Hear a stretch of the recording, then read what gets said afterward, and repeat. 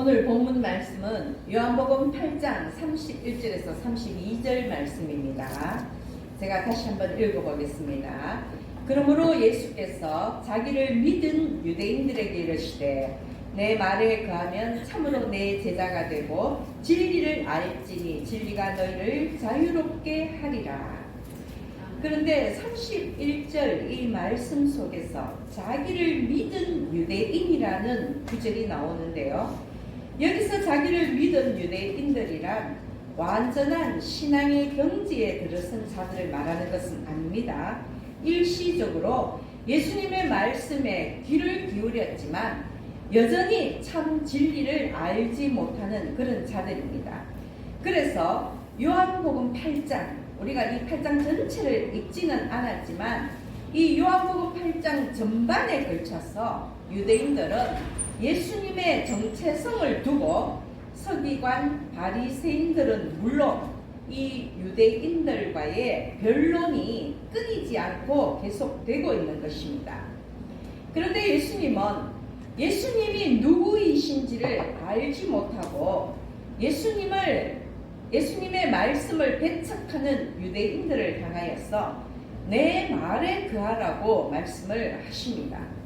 예수님의 말씀에 거한다. 예수님의 말씀에 거한다는 것은 오늘 이 요한복음의 저자인 사도 요한의 독특한 표현이기도 한데요. 그리스도의 말씀대로 순종하며 살아가는 것을 말합니다. 일시적이고 즉각적인 것이 아니라 영적으로나 전인격적으로 예수님과 연합하여서 지속적인 관계를 맺어가는 것을 말하는 것입니다. 일생 동안 예수를 그리스도로 믿고 그 가르침을 따르는 것입니다. 그것이 바로 제자의 삶이며 그렇게 될 때에 진리 안에서 참 자유를 누릴 수가 있는 것입니다. 진리가 무엇입니까? 진리란 예수 그리스도 그 자체이기도 하며 또한 진리란 예수님의 그 입에서 선포된 말씀입니다. 그렇다면 진리 안에서의 자유란 예수 그리스도로 말미암아서 죄와 영원한 죽음에서 해방되는 것을 말합니다. 그러므로 예수님의 가르침은 명백합니다. 예수를 믿고 예수님의 말씀 따라 살면서 죄와 죽음에서 벗어나서 참 자유를 누리는 것입니다. 그것이 내 말에 거하라는 예수님의 본질적인 의미이며 예수님 말씀의 본질적인 의미이며 예수님의 교훈인 것입니다. 그런데 예수님의 말씀을 따라 산다는 것이 어디 쉬운 일입니까? 우리는 늘 현실의 벽에 부딪힙니다. 예수님의 가르침은 명백하지만 우리의 실천에는 한계가 있습니다. 우리의 이상과 꿈은 하나님이 계시는 저 하늘을 향해 있지만 우리의 발은 이 땅에 매여 있기 때문에 우리는 늘 말씀과 세상 사이에서 갈등하고 좌절하며 세월을 보냅니다. 그리고 이렇게 살아가다가 예수님이 오시면 어떻게 하나 하는 두려운 마음 때문에 오히려 그리스도의 재림에 대한 소망까지도 식어져 버리고 마는 것입니다. 어떤 이에게는 성경 말씀조차 잊혀진 전설이 되어버립니다.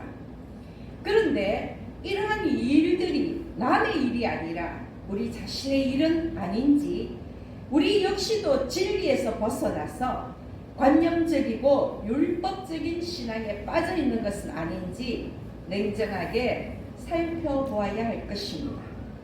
여러분, 예수님은 우리에게 나의 말에 거하라고 명령하십니다. 그런데 예수님의 말씀을 따르기 위해서는 즉 관념적이고 관습적인 신앙에서 벗어나서 세상에 저항할 수 있는 그 힘을 기르기 위해서는 우리 안에, 이 안에 내면에 힘이 있어야 합니다. 세상에 동화되거나 길들여지지 아니하는 영적인 힘이 있어야 하는 것입니다. 그것이 결국 믿음입니다. 창조주 하나님을 향한 완전한 신뢰가 바탕이 된 흔들리지 않는 믿음이 있어야 세상을 이길 수 있을 것입니다. 누군가는 도대체 크리스찬들이 말하는 세상이 무엇이냐, 왜 크리스찬들은 그리 세상에 적대적이냐고 물을 것입니다. 여러분, 분명히 말씀을 드립니다. 예수께로 가는 길을 폐방하는 것은 두말할 것 없이 우리의 원수인 세상입니다. 예수 그리스도를 대적하는 모든 것들이 세상인 것입니다.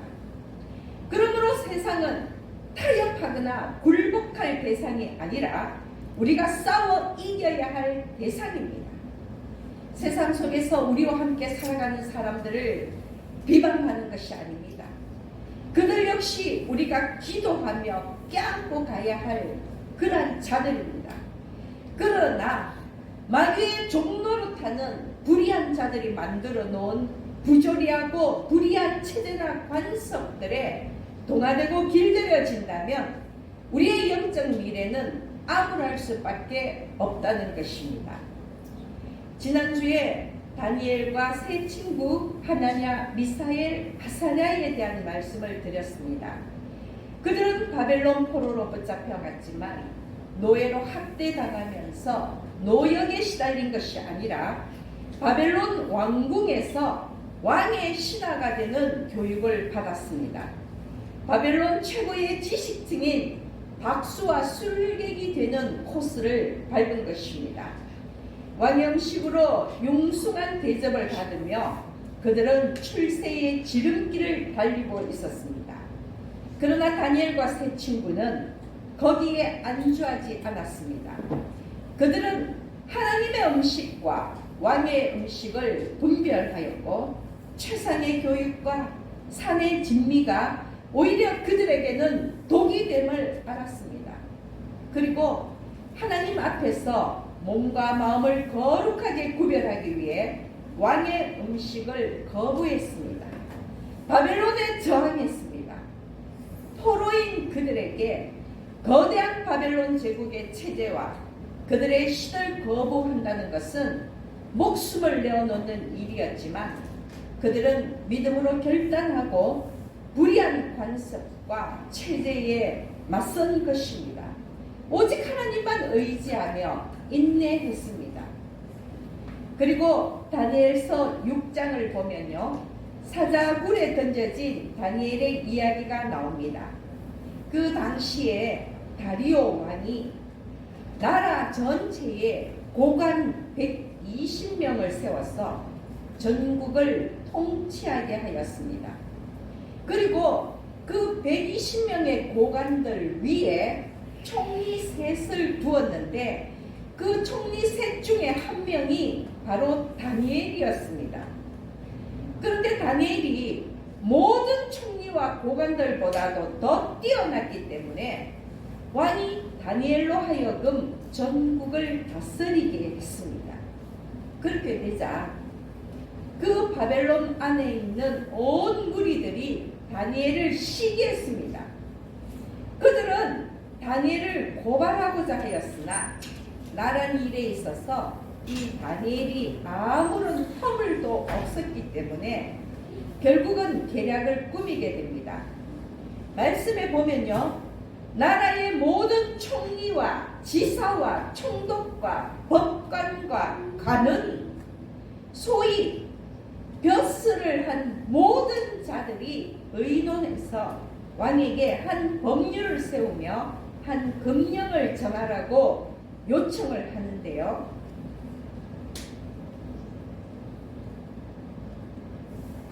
그 내용이 무엇이냐면 지금부터 30일 동안 누구든지 왕 외에 어떤 신에게나 사람에게 무엇을 구하면 사자굴에 던져넣기로 한 것입니다.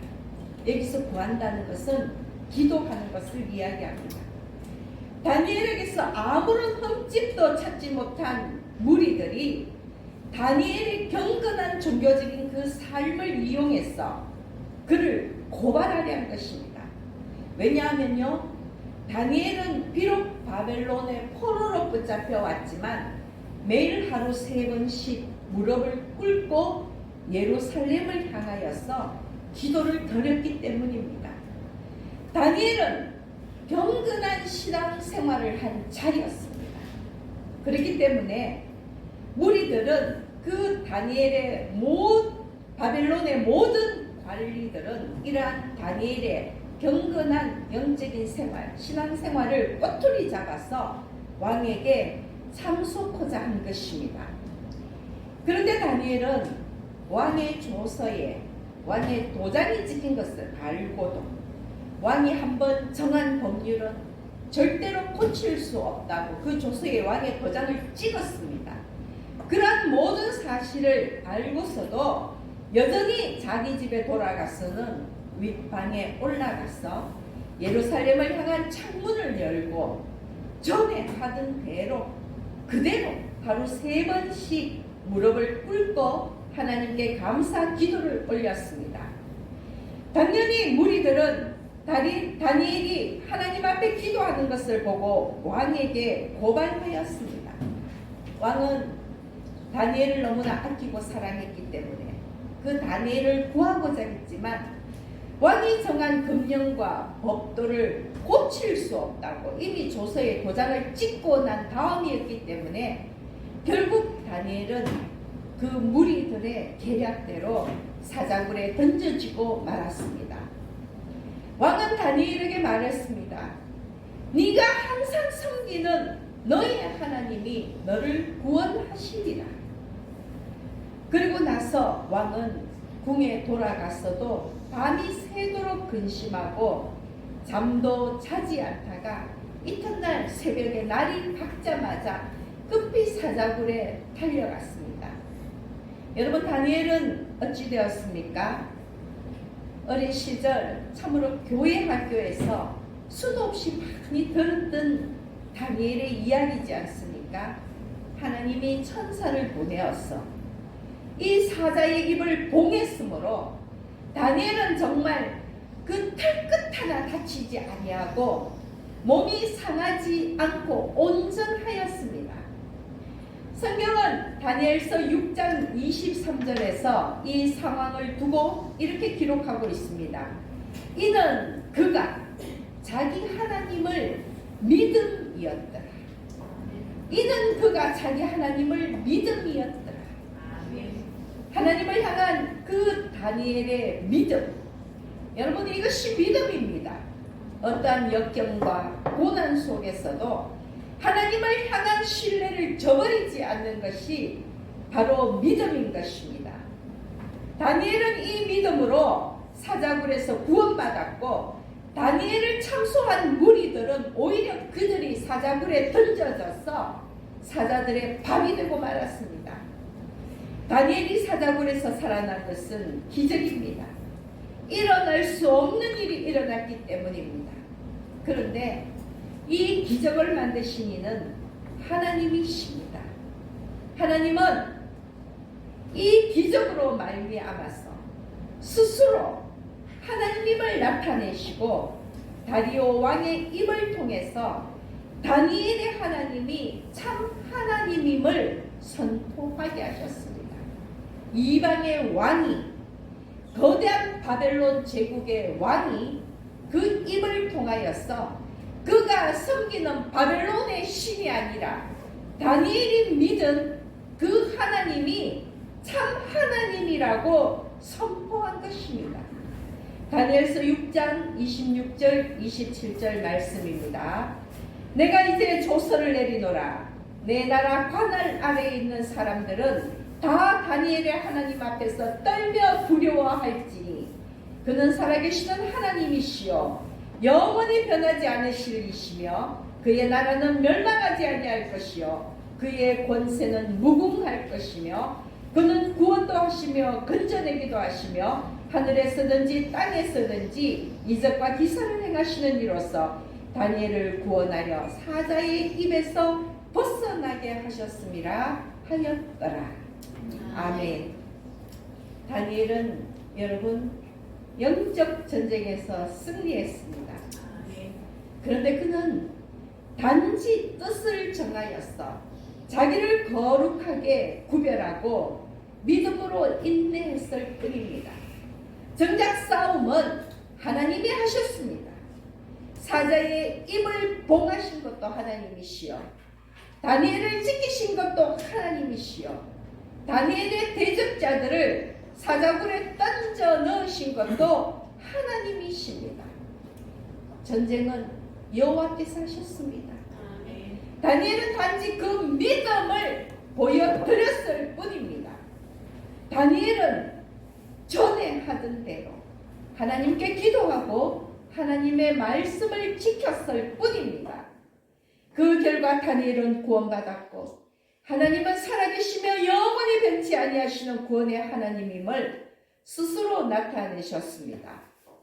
오늘의 본문 말씀처럼 진리가 다니엘을 자유롭게 한 것입니다. 다시 요한복음 31절, 32절 말씀을 보십시오. 너희가 내 말에 거하면 참으로 내 제자가 되고 진리를 알지니 진리가 너희를 자유롭게 하리라. 여러분, 다시 한번 강조합니다. 세상과 타협하지 마십시오. 불의한 관습과 체제에 굴복하지 마십시오. 오직 하나님의 말씀에 갈 때 다니엘의 하나님이 우리의 하나님이 되는 것입니다. 앞서 요한복음 8장에는요, 간음하다가 현장에서 잡힌 여자의 이야기가 나옵니다.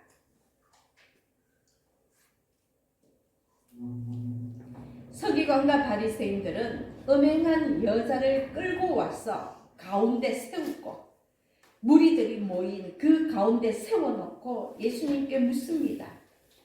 율법에서는 간음한 여자를 돌로 치라 했는데 선생은 어떻게 말하겠나이까? 율법에서는 간음한 여자를 돌로 쳐서 죽이라고 했는데 선생은 어떻게 하시겠나이까? 라고 묻는 것입니다. 서기관과 바리새인들은요, 어떻게 하면 꼬투리를 잡아서 예수를 고발하여 죽일까? 거기에 혈안이 된 자들입니다. 그래서 예수를 고발할 근거를 찾기 위해서 예수님을 시험한 것입니다. 예수님의 입장에서는 율법을 어기라고 할 수도 없고 그렇다고 율법을 지키라고 할 수도 없는 아주 정말 진퇴양난의 입장에서 있게 되었습니다. 왜냐하면요, 모세의 율법을 어긴다는 것은 기존의 종교 질서를 어기는 것입니다. 하나님의 명령을 어기는 것입니다. 이것은 신성 모독죄로 이어집니다. 그런데 율법대로 한다면 그 여자에게 돌을 던진다면 결국은 그 여자는 생명을 잃게 됩니다. 여기서 여자가 죽게 된다면 여자는 다시는 자기의 죄를 회개하고 돌이킬 수 없게 되는 것입니다. 그것은 예수님의 방법이 아닙니다. 모든 사람이 죄를 지었을 때 그러나 그 죄를 회개하고 죄를 씻을 수 있는 새로운 삶을 살아갈 수 있는 그 기회를 주시기 위해서 예수님이 이 땅에 오셨기 때문입니다. 모세 율법을 어기라 할 수도 없고 그렇다고 여자를 죽일 수도 없는 그런 지경이 된 것입니다. 그런데 예수님은 아무 말씀도 하지 않고 몸을 굽혔어. 손가락으로 땅에 글을 쓰셨습니다. 예수님이 쓰신 글이 무엇입니까? 너희 중에 죄 없는 자가 먼저 돌로 치라. 너희 중에 죄 없는 자가 먼저 돌로 치라. 이것이 예수님의 말씀입니다. 그러자 그곳에 모인 자들은 양심의 가책을 느끼고 어른부터 젊은이까지 하나씩 모두 그 자리를 떠나가고 마지막에는 오직 예수와 여자만 남았습니다. 여자를 정죄하고 예수를 시험하고자 한 자들은 오히려 양심의 가책을 느껴서 그 자리를 떠났다고 성경은 기록하고 있습니다. 너희 중에 죄 없는 자가 먼저 돌로 치라는 이 예수님의 말씀이 그들의 심령을 찌른 것입니다. 세상에 티끌 만한 죄도 없는 자가 어디 있겠습니까? 그 누구도 자신의 내면을 들여다보았다면 여자를 향해 돌을 들 수 없었던 것입니다. 또한 먼저 돌을 든다는 것도 너무나 힘든 일입니다. 그런데 여러분, 예수님의 이 말씀이 중요한 이유가 있습니다. 예수님의 말씀은 너희 중에 죄 없는 자가 먼저 돌로 치라는 이 예수님의 말씀은요, 가늠한 여자를 향했던 무리들의 시선을 그들 자신에게로 돌이키신 것입니다. 여자의 죄에 집중해 있던 그 시선을 그들 스스로의 죄에 집중하게 했다는 것입니다.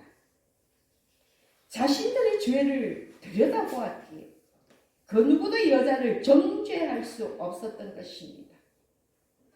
마태복음 7장 3절에서 5절까지 말씀해 보면요, 형제의 눈 속에 있는 티보다 자신의 눈 속에 있는 들보를 깨달으라는 말씀이 있습니다.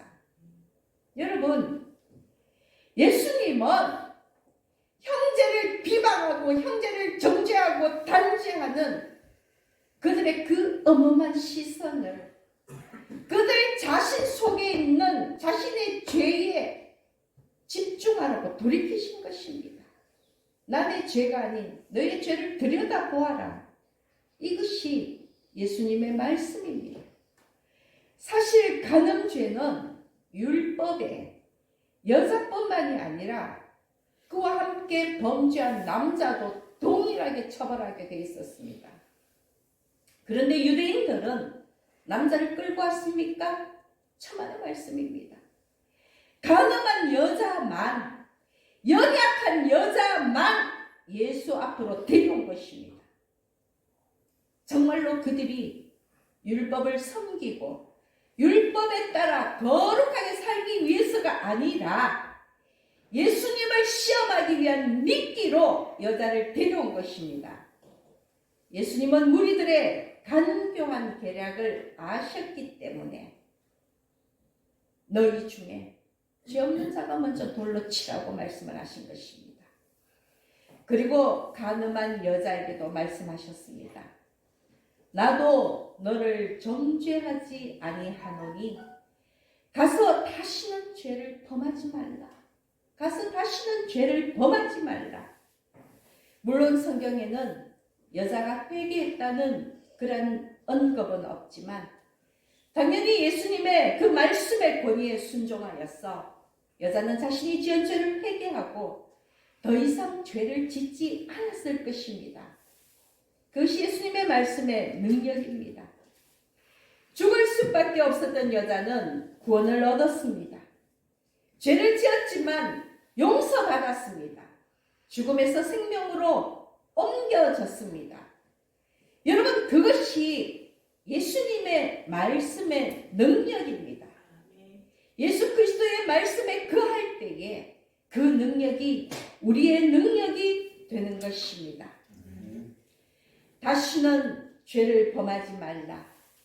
예수님의 이 말씀, 여자를 향한 예수님의 말씀은 또한 오늘 우리를 향하고 있습니다. 여러분, 예수님의 말씀에 거하고 있습니까? 예수님을 믿을 때에 참 자유를 누림을 확신하십니까? 요한복음 8장 47절 말씀입니다. 예수님께서 이렇게 말씀하셨습니다. 하나님께 속한 자는 하나님의 말씀을 듣나니 너희가 듣지 아니함은 하나님께 속하지 아니하였음이로다. 아멘. 여러분, 너무 두려운 말씀 아닙니까? 하나님께 속한 자는 하나님의 말씀을 듣나니 너희가 듣지 아니함은 하나님께 속하지 아니하였음이로다. 우리가 하나님께 속한 자라면 하나님의 말씀에 순종할 것이로되 하나님께 불순종하면서 계속해서 범죄하는 스스로를 발견한다면 우리가 마귀의 자녀라는 증거인 것입니다. 여러분, 하나님의 자녀입니까? 마귀의 자녀입니까? 여러분은 하나님께 속하셨습니까? 마귀에게 속해 있습니까? 여러분이 오늘 이 시간 하나님의 말씀에 거하느냐 아니냐가 내가 하나님의 자녀인지 마귀의 자녀인지 그 근거가 되는 것입니다. 요한복음 8장을 보면요, 예수님을 모함할 근거를 찾지 못한 무리들, 가늠한 여자를 예수님께 데려왔지만 뾰족한 수가 없었던 그들은 이제 예수님을 향하여서 인신공격까지 합니다. 48절을 보면요, 예수를 사마리아인이라고 매도합니다. 예수님은 유대 땅 갈릴리 출신입니다. 그걸 잘 알고 있으면서도 이방인과 유대인의 통혼으로 생겨난 바로 그 혼혈아와 유사하다고 매도하는 것입니다. 예수님의 그 생기신 외모보다는 예수님의 말씀을 두고 하는 이야기입니다. 왜냐하면요, 선민 사상에 찌들어 있던 유대인들은요,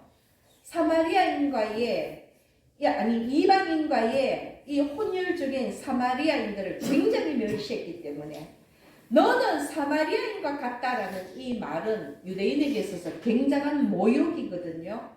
그래서 그들은 예수님을 모욕한 것입니다. 너는 우리가 상대할 가치도 없는 인간이야, 이런 뜻이라는 것입니다. 그뿐만 아니라 예수님을 향하여서 귀신 들렸다고까지 이야기합니다. 정신이 이상하다는 것입니다. 너는 불결하고 율법을 지키는 우리만이 거룩하다는 것입니다. 그런데 사실 예수님의 사역 기간 동안에 예수님은 귀신 들렸다는 이 얘기를 적대자로부터 여러 차례 들었습니다. 이러던 예수님이 전하시는 말씀을 믿지 못하는 무리들은 끝까지 예수님의 정체성을 부정하면서 급기야 마지막에는 돌을 들어서 예수를 치려고까지 했습니다. 그러나 예수님은 이전에도 그리고 이후에도 결코 이 치열한 영적 전투에서 물러서지 않으십니다. 예수님은요, 가늠한 여인과 같이 상한 갈대를 끊지 아니하시는 정말 긍휼과 자비의 예수님이십니다. 그러나 그 자비로우신 우리 예수님이 결단코 사탄과의 영적 전쟁에서는 타협도 물러남도 없으시다는 것입니다. 여러분, 예수님을 닮으시기 바랍니다. 그리고 또한 분별하십시오. 누가 우리의 아버지입니까? 여호와 하나님입니까? 마귀입니까? 다시 한번 묻습니다. 여러분은 하나님께 속한 자입니까? 마귀에게 속한 자입니까?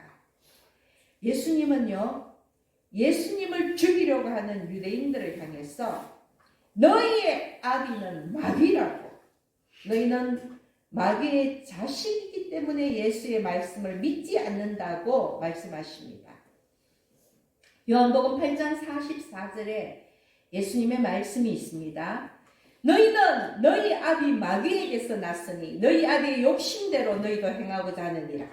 그는 처음부터 살인한 자요, 진리가 그 속에 없으므로 진리에 서지 못하고 거짓을 말할 때마다 제 것으로 말하나니 이는 그가 거짓말쟁이요 거짓의 아비가 되었습니다.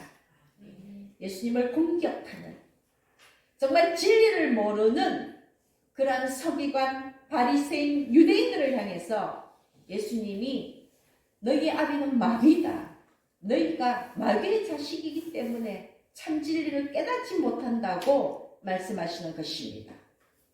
여러분, 서기관과 바리새인 같은 겉으로는 가장 경건해 보이는 자들 속에 마귀는 아주 교묘하게 숨어 있습니다.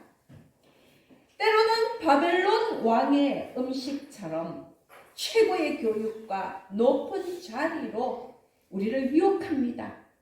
그리고요, 가늠한 여자를 정죄하면서 하나님의 말씀을 핑계로 사나운 이리와 같이 무릇 뜯으려고 덤벼듭니다. 전통이라는 이름으로, 기존 질서라는 이름으로, 관습이라는 이름으로 온갖 괴계를 부리는 것이 마귀라는 것입니다. 그러므로 분별해야 합니다. 우리가 진리 안에 있지 않으면, 예수 그리스도의 말씀에 가지 않으면 결단코 이렇게 교묘한 세상을 이길 수 없다는 것입니다. 무엇이 마귀의 계계인지, 무엇이 참 빛인지 분별하지 못한다는 것입니다. 그러다 결국 마귀의 속박에 얽매여 살 수밖에 없게 되는 것입니다. 그러나 사랑하는 여러분, 정말로 우리는 예수님과 함께 진리 안에서 참 자유를 마음껏 누리시기를 소망합니다. 아멘. 여러분, 세상은 어두운 밤거리의 네온사인처럼 반짝이면서 우리를 유혹합니다. 그러나 예수 그리스도만이 참 진리요 참 생명이시며 영원히 꺼지지 않는 참 빛이십니다. 오늘 말씀을 함께 나눈 우리 모두는요, 예수님의 말씀에 순종하면서 예수님의 말씀에 거하면서 세상에 맞서 영적 전쟁에서 승리하시기를 예수님의 이름으로 축원합니다. 아멘. 기도드리겠습니다.